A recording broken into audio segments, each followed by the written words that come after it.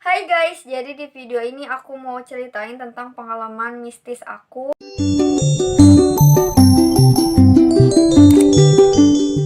Aku bukan indigo, aku nggak punya indra keenam, tapi aku ngerasa aku kayak beda gitu dari orang-orang yang nggak pernah dan yang belum pernah lihat kayak gitu.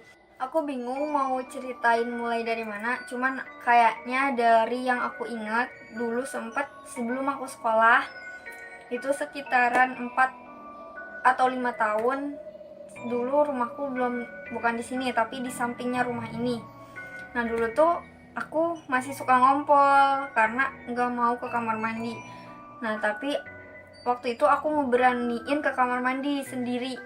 Nah dari aku keluar kamar itu langsung ada pintu di atasnya itu kan ada apa ya, kalau bahasa Sundanya tuh kayak erang-erang gitu. Aku nggak tahu nama Indonesianya apa.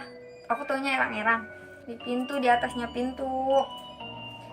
Nah itu kayak ada cewek duduk di situ, cuman kan nggak mungkin kecil gitu kan. Nah, duduk di situ tapi aku nggak ngerasa takut ataupun gimana. Kayak aku ya udah, aku lanjutin pipis sampai akhirnya kan kakinya ngegantung gitu ya. Ini kayak pintu nih. Nah dia tuh duduk di atas pintu itu. Nah otomatis kan kakinya kayak ngegelantung gitu kan. Nah aku lewat lewat si pintunya itu sampai nunduk gini karena aku nggak mau kena kakinya. Itu yang aku ingat tuh awal-awal aku ngeliat kayak gitu tuh itu pas waktu kecil. Nah setelah kejadian itu aku ceritain sama teman-teman aku, ya gimana sih anak kecil gitu cerita sama temennya tanpa aku cerita sama orang tua aku. Tapi akhirnya aku sakit 2 minggu abis itu. Sebenarnya banyak kejadian yang di rumah itu, kayak aku kayak dibawa arus hitam gitu, pokoknya banyak.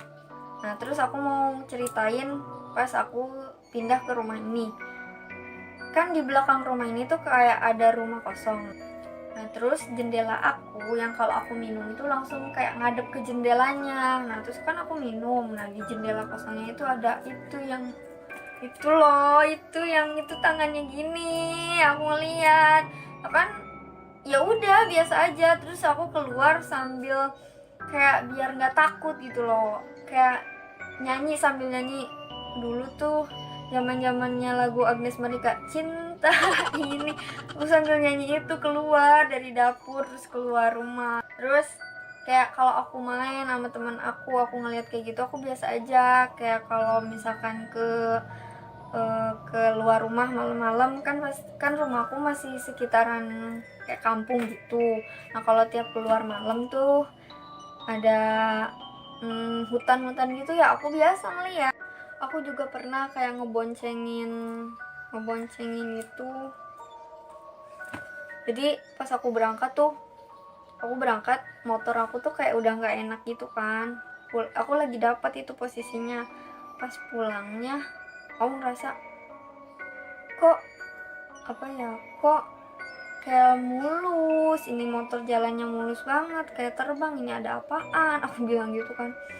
Pas aku bawa motor gitu, kok ini kayak mulus banget ya, perasaan tadi berangkat nggak mulus, perasaan tadi berangkat nih motor nggak enak gitu kan. Terus pas aku mau kayak aku ngerasa nggak enak nih sebelah sini ya, kayak merinding gitu. Aku mau bukan nutupin sih, kayak ngebawahin spion gitu kan. Nah pas aku mau kebawahin spionnya, di spion kelihatan nggak sengaja aku kelirik sama aku. Di sebelah sini dia lagi nyempol, ngerti nggak? Kalau nyempol tuh bahasanya gimana ya, kayak duduk di motor tapi miring. Jadi mukanya tuh bukan ngarah ke jalan tapi ngarah ke sebelah sana, ke pinggir. Terus itu aku bawa motor, ya udah sambil baca-bacaan deh, nggak apa-apa. Dia kayak mau numpang sampai mana gitu, aku juga nggak biarin. Tapi aku takut, asli aku takut. Nah terus ada satu kejadian yang kayak bener-bener cerita banget, ibaratnya kayak sinetron gitu, panjang. Jadi ceritanya gini, aku ke Curug itu sama kakak ipar aku, sama kakak aku dan sama saudara aku ke salah satu curug. Nah itu posisinya hari Minggu. Nah aku kan lagi dapet, terus memang gimana ya, aku ya udah biasa aja dan nggak tahu bakalan kejadian. Nah pas nyampe Curug, saudara aku kayak ngomong, tuh lihat tuh kayak lagi tapak. Nah terus kayak ada gurunya gitu. Nah aku dalam hati cuma ngomong gini, apaan sih zaman sekarang masih tapak-tapak gitu. Nah terus ketambah kan aku kayak bercanda mulu. Nah pulangnya, setelah pulang dari Curug kan aku masih lagi dapat, aku tidur kan biasa. Anehnya aku kebangun jam 23.59, tapi pas aku lihat si 59 nya itu, si jam yang di HP aku, tiba-tiba dia kayak berubah langsung 0000 gitu kan. Aku mikirnya, oh kebetulan, aku mikirnya kayak gitu, kayak ya udah kebetulan gitu kan. Nah habis dari itu aku nyoba buat tidur lagi karena aku ngerasa ya udah kebetulan gitu kan. Nah aku tidur lagi. Aduh mana kejadiannya di kamar ini guys. Nah aku tidur lagi, aku ngadep ke sebelah sana, jadi kepala aku di sini ngadep ke sebelah sana. Nah terus pas aku tidur lagi kok aku kebangun, kayak ketindian gitu. Pas aku kebangun takut. Pas aku kebangun lagi itu kayak ada kepala terbang-terbang, rambutnya rintik, terus galing gitu gimana sih. Nah, terus sebelah sininya tuh kayak samar-samar, nggak adaan, pokoknya kepala doang. Dia tuh kayak terbang-terbang dari kaki aku ke muka aku, terus ke belakang lagi ke muka aku, ke belakang lagi ke muka aku gitu. Serem banget nggak sih? Nah terus dia tuh kayak ketawa gitu ya, gitu, tapi giginya nggak kelihatan. Itu masih kebayang banget mukanya sampai sekarang kayak gini gitu, tapi suaranya kayak dia tuh ketawa banget, tahu aku ketakutan gitu. Ih serem banget. Nah terus kan itu posisinya rumah aku ada aku tinggal sama kakak ipar aku. Nah ponakan aku juga dulu waktu kejadian masih di sini, belum misah. Nah kebetulan pas aku ketakutan, ponakan aku nangis. Nah kan aku, oh nih ponakan aku nangis nih, berarti dia bangun, pasti ibunya bangun. Ya udah kan aku ngerasa pengen keluar kamar. Itu posisinya suara ketawanya masih ada, pokoknya masih ada. Dia tuh kayak ada di belakang pintu, terbang-terbang ngedeketin muka aku, ke belakang lagi ngedeketin muka aku gitu. Tapi pas aku ngedenger ponakan aku tidur, ponakan aku kebangun nangis, mungkin ngerasa panas atau gimana, aku langsung seneng kan, oh nih ada temennya nih, aku mau nyamperin kakak ipar aku. Dan dia tuh kayak makin ketawa, tahu aku ketakutan nyari temen. Ya udah aku niat mau keluar kamar kan, tapi tuh si kepalanya ada di pintu, kan takut ya. Tapi aku nggak beraniin diri buat keluar kamar. Udah keluar kamar, itu tiba-tiba aku nutup pintu. Kok ini susah banget, sih, kok nggak bisa ditutup pintunya kan. Nah terus pas oonnya tuh, karena aku kebiasaan pintu kamar aku tuh selalu harus aku tutup, entah itu aku masuk atau keluar dari kamar, si pintu kamar tuh harus ketutup, entah oon atau gimana, padahal lagi ketakutan. Pokoknya aku berusaha banget buat nutup pintu, ini kenapa nggak ketutup-tutup gitu kan dalam hati. Harus aku inget banget baju-baju aku sama rok-rok aku yang bekas aku pakai tuh masih ngegantung rapi, nempel gitu di pintu. Nah terus pas aku keluar, kok ini pintu nggak bisa ditutup ya. Tapi aku kayak nyoba buat nutup pintu. Udah kan aku cek nih, kenapa nih pintu nggak bisa ditutup-tutup, kok nggak ada apa-apa. Aku coba tutup lagi, ini apa kok, ini apa gitu kan.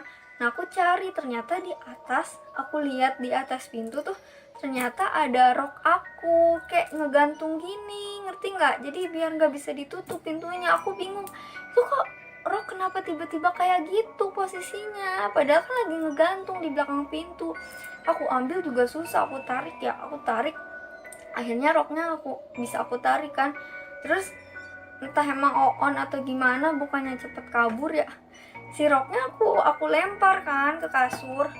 Tahu nggak, pas aku lempar, roknya nggak langsung jatuh ke kasur, nggak langsung, kayak terbang dulu, ngerti nggak sih? Entah halu atau gimana, emang bener terbang dulu, nggak langsung turun. Terus udah turun aku tutup pintu tuh bisa kan, aku langsung gedor kakak ipar aku kayak teh kebangun gak teh dia bilang gitu.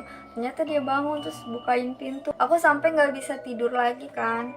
Nah subuh jam 5 aku langsung ke belakang rumah, ke rumah emak yang kayak tahu kayak gitulah. Nah aku ceritain gini, katanya sih ke bawah. Abis kejadian itu aku nggak bisa tidur, aku kayak kebayang-bayang itu sampai sekarang. Mukanya pun aku kayak masih inget, bibirnya juga aku masih inget, rambutnya aku masih inget. Jadi kadang aku nggak bisa tidur sendiri.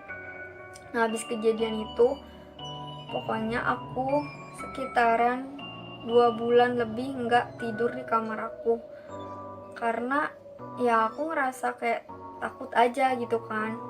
Soalnya selama aku ngeliat-liat kayak begitu, gimana ya, nggak pernah digangguin. Kayak ya udah lu lihat gue lihat lu, ya udah nggak apa-apa. Orang kayak ya udah kayak ngeliatin diem, nggak pernah nakut-nakutin gitu, ngerti nggak? Kayak kalau ngeliat mbak Kunti juga ya udah ngeliatin, nggak pernah ngeganggu kayak gimana cewek apa gitu. Paling ya udah natep aja gitu, nggak pernah kayak takut, maksudnya nggak pernah ngejailin aku. Nah itu tuh ngejailin banget, kayak aku ngerasa aku tuh dijailin gitu. Makanya aku takut, sampai aku ke yang emak itu 2 kali nggak sembuh. Masih aku ngerasa sholat ditemenin aku, pas dari awal sholat sampai atahiyat akhir aku ditemenin, ada di sebelah kiri aku berdiri. Itu kan kalau sholat ada di ruangan khusus buat sholat ya, itu kayak dari awal aku sholat dia tuh nemenin berdiri di samping aku. Gimana ya, kayak aku ngerasa dia tuh ngikutin aku terus kalau aku udah pulang ke rumah, pulang kerja gitu kan.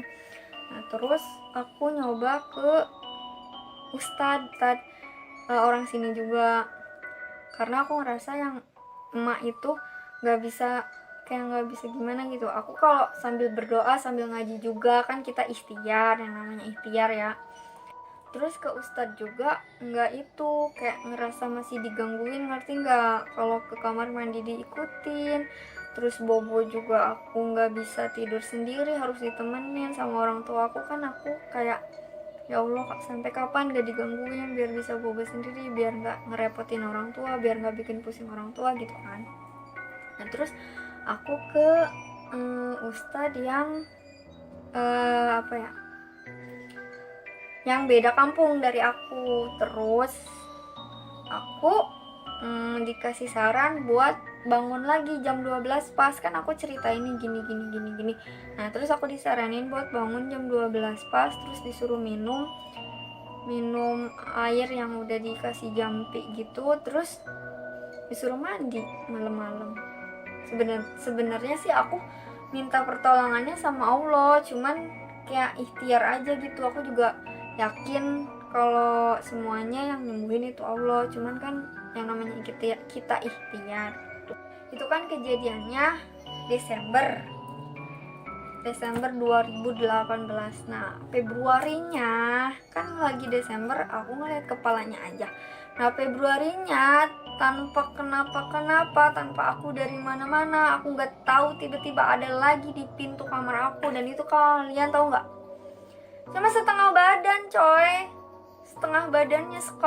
Sekarang waktu itu Februari, jadi badannya doang ada di pintu. Oh my god, mana tahu baju zaman now yang kalau ngegantung sampai sini 3/4, terus pas bagian ininya gede ya gitu, berdiri di pintu kan. Sampai ya Allah, digangguin lagi, ini dari mana, padahal nggak ngerasa dari mana-mana. Akhirnya kan ke emak lagi tuh, langsung aku kasih tahu cerita gini. Terus emaknya bilang kayaknya ini yang kemarin, cuman niatnya bukan niat mau ngejailin sekarang, kayak mau niat minta tolong. Aku gak tahu pengen minta tolong apa.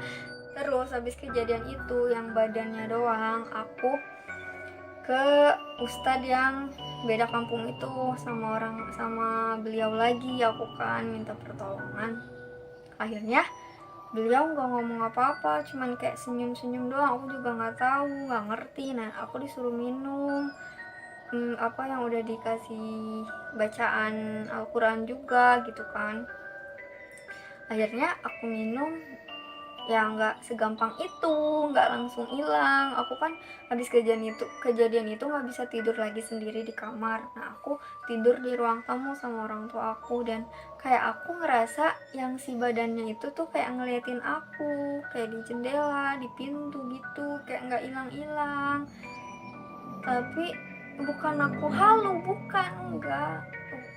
Jadi setiap aku cerita nih sama orang, kayak ngerasa halu kali lu gitu kan.